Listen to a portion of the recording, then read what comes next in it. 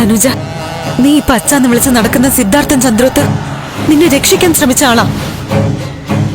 ജനിച്ചപ്പോ തന്നെ മരിച്ചു പോകേണ്ട നിന്നെ ജീവിതത്തിലേക്ക് കൊണ്ടുവന്ന ആളാ. ആന്റി, ഇനിയും എന്നെ തല്ലണമെങ്കിൽ തല്ലിക്കോ. പക്ഷെ സത്യത്തിന് തല്ലി ഒതുക്കാൻ പറ്റില്ല ആന്റി.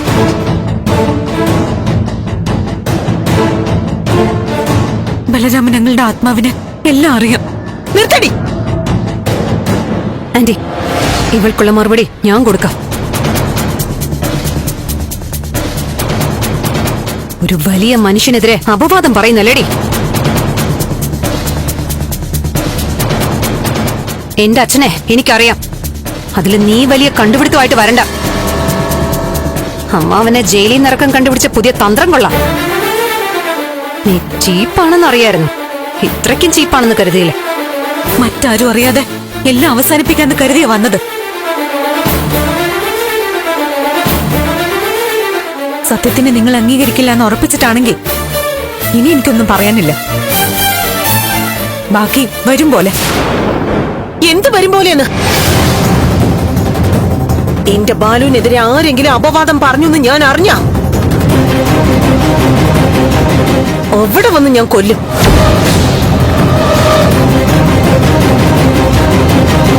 നിന്നെ മാത്രമല്ല, എല്ലാത്തിനെയും. ചേച്ചി പിന്നത്തേക്കാക്കണ്ട, ഇവിടെ വെച്ച് തീർക്ക്. എന്നെ തീർത്തെന്ന് വെച്ചേ സത്യം മരിക്കില്ല. അത് തക്ക സമയത്ത് പുറത്തു വരും.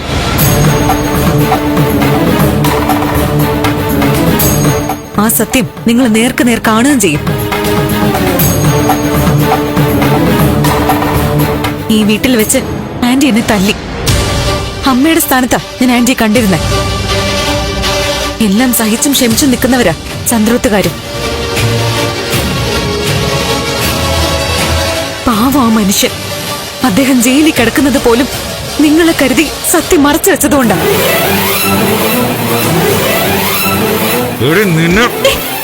ത്യാഗരാജ, വിട്, കൈവിടാൻ. ഓടി ഇറങ്ങിപ്പോവാൻ.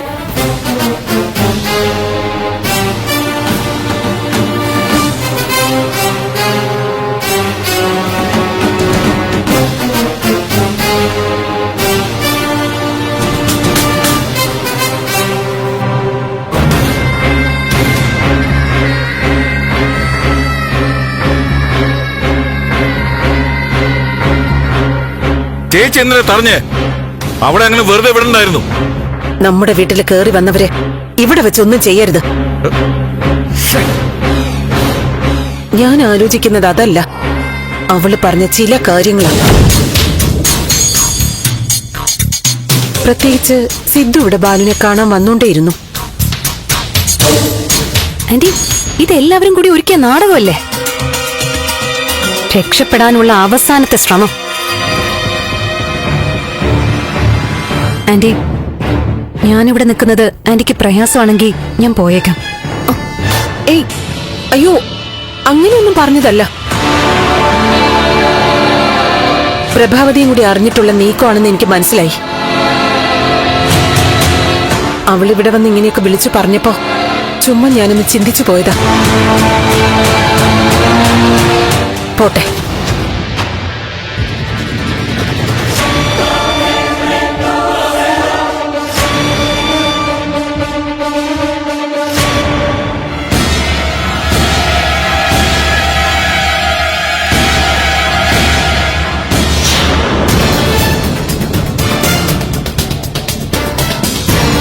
അഡ്വക്കേറ്റ് പറഞ്ഞത് കാര്യമായിട്ടാണോ?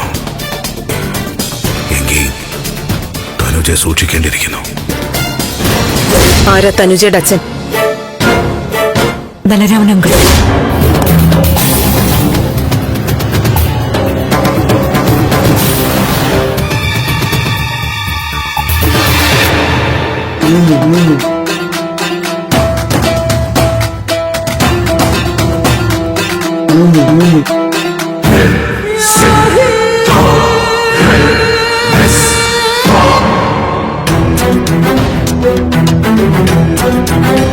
അവര് തല്ലിയപ്പോ നിനക്കൊന്ന് തിരിച്ചു കൊടുക്കാൻ പാടില്ലായിരുന്നോ ദേവികെ?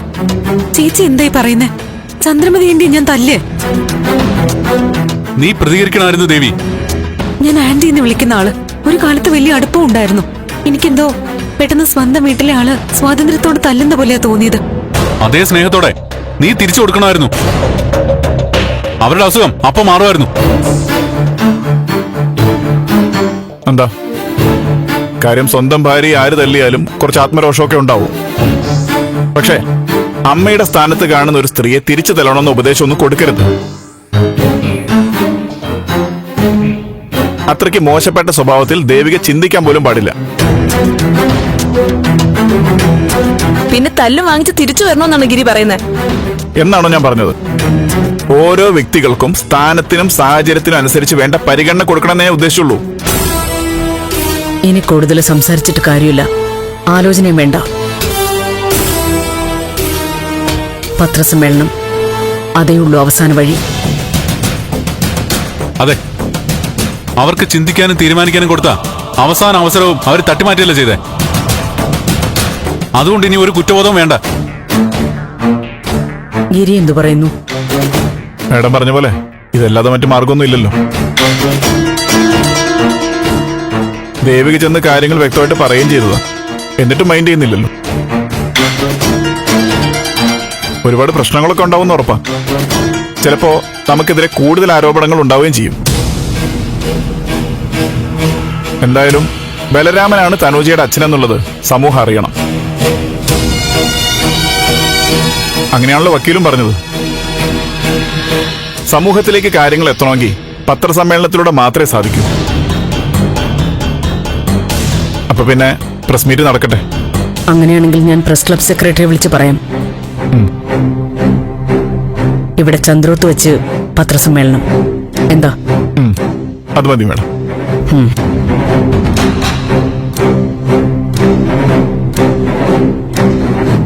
എന്താ, നമ്മൾ ഇങ്ങനെ ഒരു പത്രസമ്മേളനം നടത്തുന്നുണ്ടെന്നും ഇന്നതാണ് പറയാൻ പോകുന്നതെന്നും മറ്റാരും അറിയാൻ പാടില്ല. എല്ലാം കൃത്യമായിട്ട് പ്ലാൻ ചെയ്യണം. നീ വാ. ഈശ്വര, ഓർക്കുമ്പോ പേടിയാവാ. തനൂജയുടെ അച്ഛൻ ബലരാമനങ്ങളാണെന്ന് ന്യൂസ് ചാനലിലൊക്കെ കാണുമ്പോ ചന്ദ്രമതി ആന്റി. ഓ, ആ സ്ത്രീയുടെ കയ്യിൽ നിന്ന് നല്ലൊരെണ്ണം കിട്ടിയിട്ടും എന്താ ഒരു സ്നേഹം. നിനക്കിതൊന്നും കിട്ടിയാ പോരാ.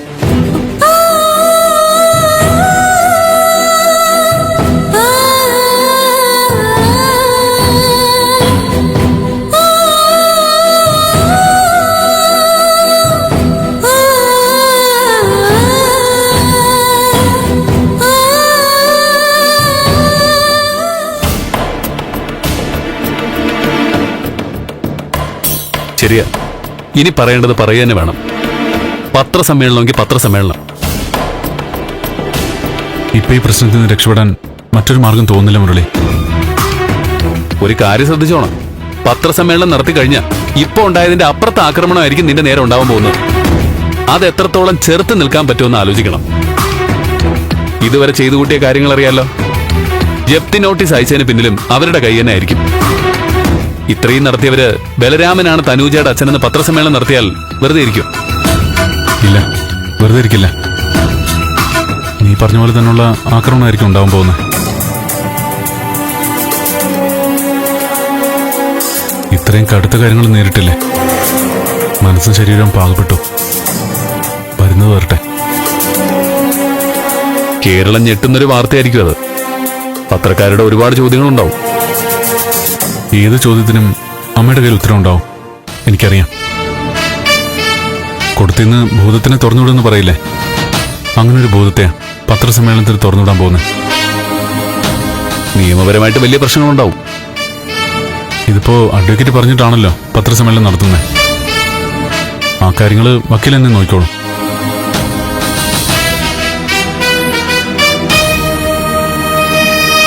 അപ്പൊ പ്രഭയാന്റി ആയിരിക്കും അടുത്ത കുറെ ദിവസം വാർത്തയിൽ വരാൻ പോകുന്നത്. അമ്മയല്ല, ബലരാമനങ്ങളാവും ചർച്ചയിൽ വരാൻ പോകുന്നത്. മരിച്ച ശേഷമുള്ളൊരു ഉയർത്തെഴുന്നേൽപ്പ് പോലെ.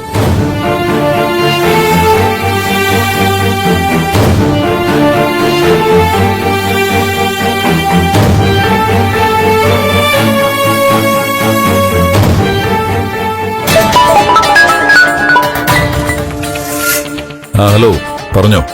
സാർ, കാര്യങ്ങൾ മുറുകയാണ്. മുറിയിക്കോട്ടെ, അഴിച്ചാ പോരെ. ചില കുരുക്കുകൾ അഴിക്കുന്തോറും കുരുങ്ങുന്ന തെളിച്ചു പറയടൂ. ബലരാമൻ സാറാണ് തനൂജയുടെ അച്ഛനെന്നുള്ള കാര്യം പൊതുശ്രദ്ധയിൽ കൊണ്ടുവരാൻ പല വഴികളും നോക്കിയാണ് പ്രഭാവതി മാഡം. എന്നാല് പറഞ്ഞു? ഞാനെന്ന് പറഞ്ഞില്ലേ, രംഗനാഥൻ സാറിന്റെ ഉപദേശം. സാറ് ഒരു കരുതൽ വേണം. വിചാരിക്കുന്നത് പോലെ എളുപ്പമാവില്ല കാര്യങ്ങൾ.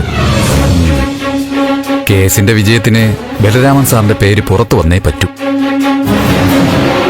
പ്രഭാവതി മേഡം തൽക്കാലം ഒന്ന് അറച്ചു നിൽക്കുക. പക്ഷെ അവര് ബോംബ് പൊട്ടിക്കും. അവര് ബോംബ് പൊട്ടിച്ച അവരെ ഞാൻ ബോംബിട്ട് പൊട്ടിക്കും. അവരുടെ അന്ത്യം അവര് തന്നെ എരന്നു വാങ്ങുക. എന്തായാലും നല്ല കരുതൽ വേണം സാർ.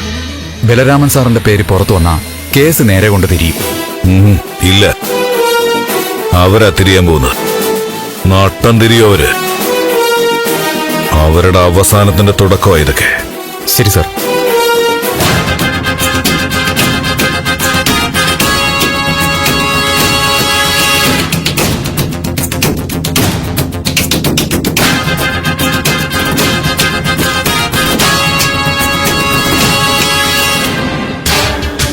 അല്ല മോളെ, അങ്ങനെ പത്രസമ്മേളനം നടത്തി അറിയിക്കാന്ന് വെച്ചാ അത് നാട്ടുകാരെല്ലാരും അറിയില്ലേ?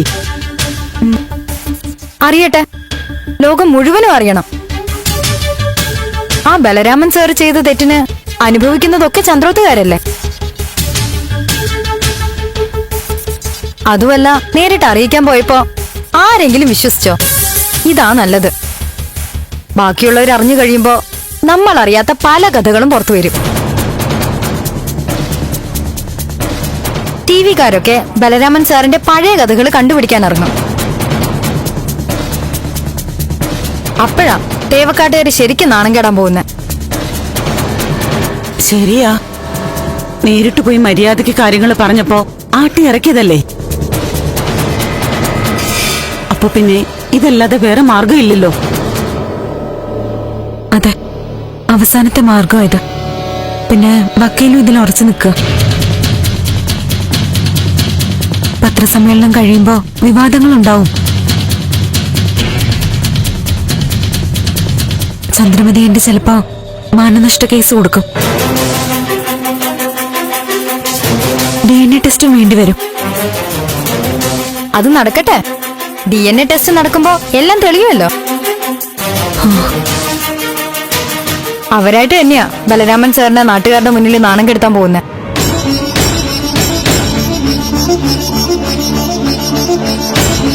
ആ വീട്ടുകാരുടെ നാണക്കേട് ഓർത്തിട്ട് പറയല്ല. ഈ പത്രസമ്മേളനം വേണ്ടെന്നുള്ള അഭിപ്രായമാണ് എനിക്ക്. എന്താ അങ്ങനെ പറയുന്നേ? മോനെ, ഈ ത്യാഗരാജനെ കുറിച്ച് കേട്ടത് വെച്ച് അവൻ അടങ്ങിയിരിക്കില്ല. അവൻ ഇപ്പൊ തന്നെ ഈ പത്രസമ്മേളനം നടത്താതിരിക്കാനുള്ള നീക്കങ്ങൾ തുടങ്ങിക്കാണും. സിദ്ധാർത്ഥൻ സാറിനെ ജയിലിൽ കയറ്റിയ ത്യാഗരാജനല്ലേ. മോനെ മുരളിയും കൊല്ലാൻ നോക്കിയില്ലേ. ആ തനൂജയെ മുന്നിൽ നിർത്തി അവൻ കാട്ടിക്കൂട്ടുന്നൊക്കെ വേറെ. അവൻ എന്തെങ്കിലുമൊക്കെ നീക്കങ്ങൾ മനസ്സിൽ കണ്ടു കാണും. പക്ഷേ ഇതല്ലാതെ വേറെ മാർഗമൊന്നുമില്ലല്ലോ. അതായിരിക്കാം നമ്മളെല്ലാ മാർഗവും അടഞ്ഞതുകൊണ്ടാണല്ലോ ഇതിലേക്ക് വന്നത്. നമ്മുടെ ഭാഗത്ത് തന്നെയാണ് പൂർണ്ണമായും ന്യായം. പക്ഷെ ഞാൻ പറയുന്നത്, അപ്പുറത്ത് നിൽക്കുന്നയാള് ന്യായവും നീതിയും നോക്കാത്ത ആളാണ്. കത്തിയുടെയും കയ്യൂക്കിന്റെയും ന്യായമേ അവനറിയൂ. അത് നമ്മളങ്ങനെ അവഗണിച്ച് കളയരുത്. ഇപ്പൊ തന്നെ അമ്മയെ തനിച്ചാക്കി നീ ഇങ്ങോട്ട് വരാൻ പാടില്ലായിരുന്നു. രാത്രിയല്ലേ, ശത്രുക്കൾ ഏത് രീതിയിലാണ് ആക്രമിക്കാന്ന് പറയാൻ പറ്റില്ല. ദേ, എത്രയും പെട്ടെന്ന് മോൻ തിരിച്ചു പോകും. കാർത്തികേയന്റെ കൂടെ കുറെ കാലം നടന്നതിന്റെ അനുഭവം വെച്ച് പറയാ. പ്രഭാവതിയെ ഒറ്റയ്ക്ക് കിട്ടാനായിരിക്കും ത്യാഗരാജൻ കാത്തിരിക്കുന്നത്. ഞാനിപ്പോ തന്നെ പോവച്ച. ദേവി, ദേവി വാ.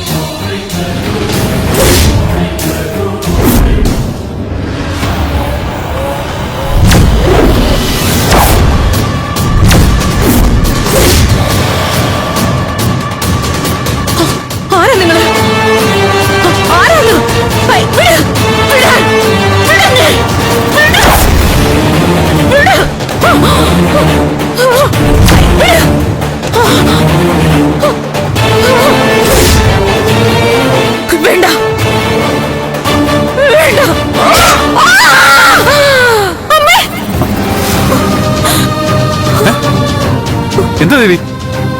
അമ്മ അമ്മ എവിടെ?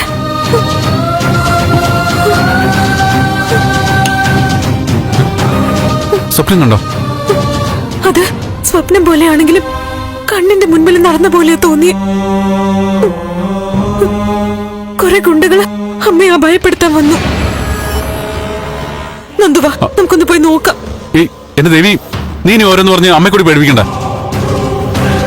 ഒന്നാമതെ പത്രസമ്മേളനത്തിന്റെ ഒരു ടെൻഷനിലായിരിക്കും അമ്മ. അമ്മ ഉറങ്ങിക്കോട്ടെ. അല്ല, അമ്മയെ പോയി നോക്കാം, എന്റെ ഒരു സമാധാനത്തിന്. ദേവി, അമ്മ ഉറങ്ങല്ലേ? നന്ദു, എന്റെ മനസ്സിന് വല്ലാത്തൊരു പേടി. എന്തോ ഒരു അപകടം വരുന്നുണ്ട്. നാളത്തെ പത്രസമ്മേളനത്തിന്റെ കാര്യം ഏതെങ്കിലും രീതിയിൽ ത്യാഗരാജൻ അറിഞ്ഞിട്ടുണ്ടെങ്കിൽ അയാൾ അയച്ച ഗുണ്ടകളാണോ സ്വപ്നത്തിൽ വന്നേ? നീ കിടന്ന് ഉറങ്ങിക്കേ. അല്ല നന്ദു, അമ്മയെ കണ്ടേ പറ്റും. ഞാൻ പോയി നോക്കട്ടെ. ഇവളുടെ ഒരു കാര്യം.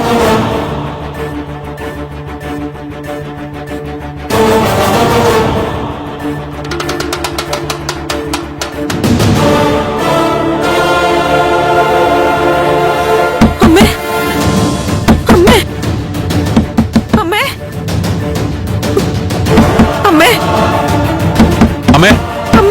വാതിൽ തുറന്നേ. അമ്മേ, വാതിൽ തുറക്ക്. അമ്മേ, അമ്മേ, വാതിൽ തുറന്നേ. അമ്മേ.